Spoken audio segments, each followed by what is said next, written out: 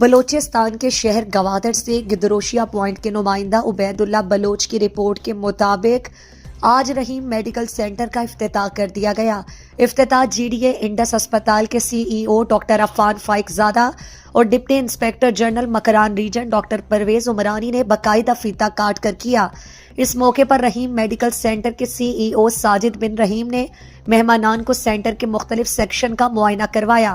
افتتاحی تقریب سے خطاب کرتے ہوئے رحیم میڈیکل سینٹر کے سی ای او اور نامور صحافی ساجد بن رحیم نے کہا کہ ہمارا مقابلہ کسی بھی دیگر اسپتال سے نہیں ہے۔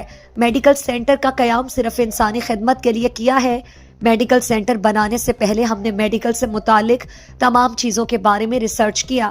انہوں نے کہا کہ اس میڈیکل سینٹر میں گوادر سمیت بلوچستان کے دیگر علاقوں کے بہترین ڈاکٹرز اپنی خدمات سر انجام دے رہے ہیں اور کراچی کے بھی بہترین ڈاکٹروں سے ہماری گفت و شنید جاری ہے تاکہ وہ بھی وزٹر آ کر میڈیکل سینٹر میں مریضوں کا معائنہ کر سکیں۔ اس کے ساتھ ساتھ گوادر کے جو بھی ڈاکٹرز ہمارے سینٹر میں آ کر خدمات سر انجام دینا چاہتا ہے تو ہم اس کو دل سے خوش آمدید کہیں گے۔ انہوں نے کہا کہ تھیلیسیمیا کے مریضوں کا او پی ڈی مفت کر دی جائے گی اور انہیں ٹیسٹ کے لیے 50% تک رعایت دی جائے گی۔